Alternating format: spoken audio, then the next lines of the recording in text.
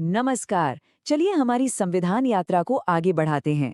पिछली बार हमने बात की थी समानता और आज़ादी के अधिकारों पर। आज का हमारा फोकस रहेगा सामाजिक न्याय पर, मजहब की आज़ादी पर और हाँ, उस सबसे बड़ी ताकत पर जो इन सारी अधिकारों की हिफाजत करती है। तो चलिए शुरू करते हैं। तो आज हम कहाँ कहाँ से गुजरने वाले हैं।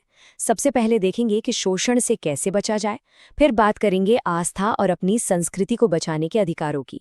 एक नज़र डालेंगे संपत्ति के अधिकार की दिलचस्प कहानी पर और आखिर में हम पहुंचेंगे उस अधिकार तक जो इन सब का आप कह सकते हैं कि एक तरह से बॉडीगार्ड है। तो शुरुआत करते हैं पहले पड़ाव से। ये वो हिस्सा है जो हमारे समाज के उन लोगों को प्रोटेक्ट करने के लिए बनाया गया है जो सबसे ज्यादा वल्नरेबल हैं, शोषण के खिलाफ। चलिए इसे एक कहानी से समझते हैं। मान लीजिए एक गांव है, नाम है उसका संविधानपुर। अब इस गांव में हो क्या रहा था कि कुछ ताकतवर लोग गरीबों को डराते धमकाते थे, उनसे जबरदस्ती काम करवाते थे और मजदूरी भी पूरी नहीं देते थे। ये एक ऐसी प्रॉब्लम थी जिसे जड़ से खत्म करना बहुत बहुत जरूरी था। तो फिर हमारा संविधान इस मुश्किल का हल कैसे लेकर आया? इसका जवाब है आर्टिकल 23। ये एक मजबूत ढाल की तरह सामने आया। इसने एकदम साफ साफ कह दिया कि इंसानों की खरीद फरोख्त, जिसे हम ह्यूमन ट्रैफिकिंग कहते हैं, या फिर किसी से भी जबरदस्ती काम करवाना एक जुर्म है। और जानते हैं सबसे कमाल की बात क्या है? ये प्रोटेक्शन सिर्फ भारतीय नागरिकों के लिए नहीं है, ये हर इंसान के लिए है। अब देखिए, कानून तो बन गया, लेकिन उसे असली ताकत कैसे मिली? वो मिली 1982 के एक बहुत ही अहम केस से। इसमें सुप्रीम कोर्ट ने आर्टिकल 23 के दायरे को और भी बड़ा कर दिया। कोर्ट का कहना था कि सुनिए, जबरदस्ती काम करवाने का मतलब सिर्फ शारीरिक मजदूरी नहीं है। अगर किसी को मिनिमम वेज यानी तय की गई न्यूनतम मजदूरी से भी कम पैसे दिए जा रहे हैं, तो वो भी एक तरह की बंधुआ मजदूरी ही है। तो देखा, ये सिर्फ फिजिकल नहीं बल्कि इकोनॉमिक एक्सप्लॉयटेशन के भी खिलाफ एक बड़ा कदम था। अच्छा, संविधानपुर की कहानी अभी खत्म नहीं हुई है। वहां एक और बहुत बड़ी दिक्कत थी, और वो थी बच्चों से जुड़ी हुई। छोटे छोटे बच्चों का बचपन उनसे छीना जा रहा था। उन्हें खतरनाक फैक्ट्रियों में काम पर भेज दिया जाता था, जहां उनके भविष्य के साथ, उनकी सेहत के साथ खिलवाड़ हो रहा था। तो इस समस्या से निपटने के लिए सामने आया आर्टिकल 24। इसने कोई कंफ्यूजन नहीं छोड़ा, बिल्कुल साफ कर दिया कि 14 साल से कम उम्र का कोई भी बच्चा किसी भी फैक्ट्री, खदान या ऐसी किसी भी जगह काम नहीं करेगा जहां उसकी जान को खतरा हो। ये बच्चों के फ्यूचर को सिक्योर करने के लिए एक जबरदस्त कदम था। और फिर से देखिए हमारी न्यायपालिका ने कैसे इस अधिकार को और भी मजबूत बनाया। MC मेहता केस में सुप्रीम कोर्ट ने एक बहुत ही दूर की सोची। उन्होंने सिर्फ ये नहीं कहा कि बच्चों को खतरनाक काम से हटाओ, बल्कि ये भी कहा कि उनकी पढ़ाई लिखाई का इंतजाम करो।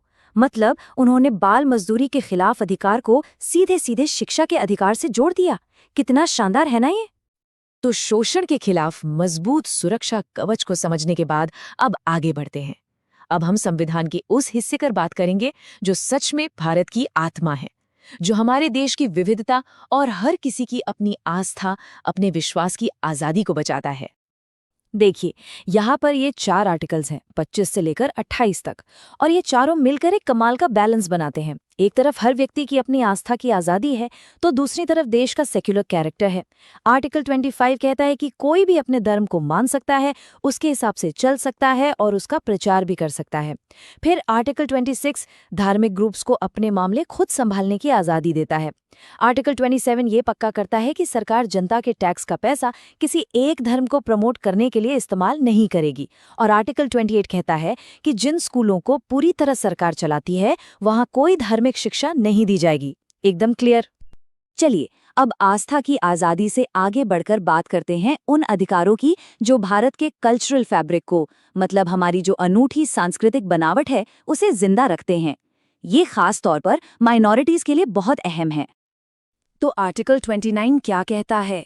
ये हर कम्युनिटी को, ध्यान दीजिए, हर कम्युनिटी को अपनी पहचान बचाने का हक देता है।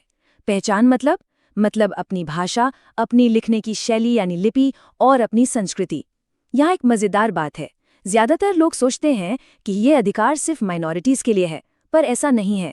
ये भारत की हर उस कम्युनिटी के लिए है जिसकी अपनी एक अलग पहचान है। ये है हमारे संविधान की खूबसूरती। और फिर आता है आर्टिकल 30, जो इस प्रोटेक्शन को एक लेवल और ऊपर ले जाता है। ये साफ तौर पर भाषाई और धार्मिक यानी लिंग्विस्टिक और रिलीजियस माइनॉरिटीज को ये खास अधिकार देता है कि वो अपनी संस्कृति और अपने मूल्यों को अपनी आने वाली पीढ़ियों तक पहुंचाने के लिए अपने खुद के स्कूल कॉलेज खोल सकते हैं और उन्हें चला भी सकते हैं। अब हम एक बहुत ही इंटरेस्टिंग कहानी पर आते हैं, एक ऐसे अधिकार की कहानी जो कभी फंडामेंटल राइट्स का हिस्सा था लेकिन वक्त के साथ उसका स्टेटस बदल गया। जी हाँ, हम बात कर रहे हैं राइट टू प्रॉपर्टी यानी संपत्ति के अधिकार की। तो हुआ ये कि 1950 में जब हमारा संविधान लागू हुआ तब संपत्ति का अधिकार एक फंडामेंटल राइट था। लेकिन जल्दी ही एक प्रॉब्लम सामने आई। जब सरकार ने जमींदारी खत्म करने जैसे बड़े सामाजिक सुधार करने चाहे तो ये अधिकार रास्ते में आने लगा। इसके बाद सालों तक बहस चली, कोर्ट में लंबी लड़ाइयां हुईं, जिसमें केशवानंद भारती केस एक टर्निंग पॉइंट था और आखिर में 1978 में 44th अमेंडमेंट के जरिए इसे फंडामेंटल राइट्स की लिस्ट से हटा दिया गया और इसे एक लीगल राइट बना दिया गया। क्या सफर रहा है इस अधिकार का? चलिए अब हम इस पूरे चैप्टर के क्लाइमैक्स पर पहुंच रहे हैं। हम बात करने वाले हैं उस अधिकार की जो बाकी सारे अधिकारों को सिर्फ कागज पर लिखे शब्द नहीं रहने देता, बल्कि उन्हें असल जिंदगी की हकीकत बनाता है। और इस अधिकार की अहमियत को समझाने के लिए डॉक्टर B.R. अम्बेडकर के शब्दों से बेहतर कुछ नहीं हो सकता। उन्होंने आर्टिकल 32 को क्या कहा था? संविधान की आत्मा और उसका दिल। क्यों? क्योंकि इसके बिना बाकी सारे अधिकार बस बेमतलब हो जाते। तो सवाल ये है कि आखिर ये आर्टिकल 32 है क्या? इसे आप एक मास्टर की की तरह समझ सकते हैं जो सीधे इंसाफ का दरवाजा खोलती है। मतलब ये कि अगर किसी भी नागरिक को लगता है कि सरकार या कोई भी संस्था उसके फंडामेंटल राइट्स छीन रही है, तो वो इंसान सीधे, जी हाँ, सीधे सुप्रीम कोर्ट जा सकता है और कह सकता है मेरे अधिकारों की रक्षा कीजिए। ये हर नागरिक के हाथ में दी गई एक बहुत बड़ी ताकत है। अब सवाल उठता है कि सुप्रीम कोर्ट इन अधिकारों को लागू कैसे करवाता है। तो इसके लिए कोर्ट के पास 5 तरह के खास टूल्स हैं, जिन्हें हम रिट्स कहते हैं। हर रिट का एक खास काम है। जैसे हेबियस कॉर्पस का मतलब है किसी को गैर कानूनी हिरासत से छुड़वाना। मैंडेमिस का मतलब है किसी सरकारी अफसर को उसका काम करने का ऑर्डर देना। ये सब मिलकर एक ऐसा सेफ्टी नेट बनाते हैं जिससे हमारे अधिकार सुरक्षित रहते हैं। लेकिन एक सवाल, क्या ये फंडामेंटल राइट्स एब्सोल्यूट है? मतलब क्या इन पर कोई लिमिट नहीं है? नहीं, ऐसा नहीं है। हमारा संविधान हमेशा एक बैलेंस बनाने की कोशिश करता है। आर्टिकल 33, 34 और 35 कुछ ज़रूरी लिमिट्स लगाते हैं। जैसे देश की सुरक्षा और आर्मी में डिसिप्लिन बनाए रखने के लिए आर्म्ड फोर्सेस के कुछ अधिकारों को सीमित किया जा सकता है। या फिर अगर कहीं मार्शल लॉ लगा हो तो वहाँ भी अधिकारों पर कुछ समय के लिए रोक लग सकती है। और ये सब क्यों?